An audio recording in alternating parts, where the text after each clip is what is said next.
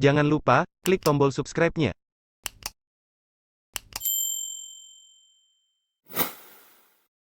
Menakjubkan, beras abadi diciptakan. Ribuan petani di Cina telah mulai menanam padi versi baru yang luar biasa, yang mewujudkan mimpi ilmiah lama.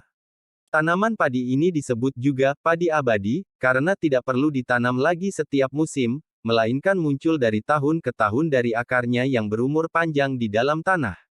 Budidaya tanaman padi ini membutuhkan tenaga kerja yang jauh lebih sedikit, sehingga secara drastis mengurangi biaya petani sambil menghasilkan jumlah biji-bijian yang sama. Akarnya yang berumur panjang juga dapat memberikan manfaat lingkungan yang besar. Ini adalah masalah yang sangat besar. Ini adalah perubahan dalam cara kita berpikir tentang pertanian, kata Eric Sachs, ahli genetika tanaman di University of Illinois, Amerika Serikat yang berkolaborasi dengan para ilmuwan China dan ikut menulis studi padi baru ini. Sachs dan beberapa ilmuwan lain berharap tanaman padi versi baru ini menjadi pendahuluan dari tanaman tahunan masa depan lainnya yang akan mengubah lanskap pertanian, melestarikan tanah yang rentan, dan memperkaya ekosistem alami. Xilai Zhang, salah satu pemimpin kelompok riset Universitas Yunnan mengungkapkan, para ilmuwan menggunakan teknik laboratorium yang disebut kultur jaringan untuk menumbuhkan tanaman padi hibrida baru hasil silangan varietas padi konvensional dengan kerabat padi yang tumbuh liar di Afrika ini. Hasilnya adalah tanaman padi yang memiliki akar hidup yang permanen, seperti induknya di Afrika, tetapi juga dapat dikawin silangkan dengan padi budidaya standar. Pada tahun 2018 para peneliti akhirnya mendapatkan padi yang diinginkan dan kemudian dilepaskan kepada para petani.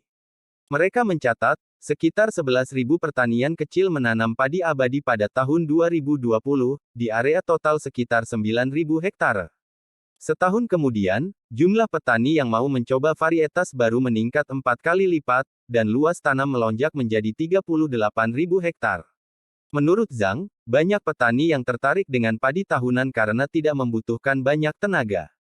Selain itu, budidaya padi baru ini memotong biaya pemeliharaan tanaman secara kasar menjadi setengahnya selama tahun-tahun ketika petani tidak perlu menanamnya. Akan tetapi, padi abadi ini tidak selamanya menghasilkan panen yang melimpah. Dalam uji coba lapangan, hasil turun setelah 4 tahun produksi, termasuk 8 musim tanam. Pada saat itu, petani perlu menanam kembali. Zhang dan kelompok penelitiannya sedang mengerjakan varietas yang dapat tumbuh subur di daerah pegunungan yang kurang irigasi.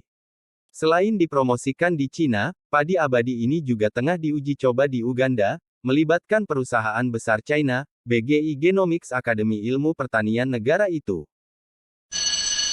Sekian dari World Fact dan terima kasih. Jangan lupa like, komen, dan subscribe.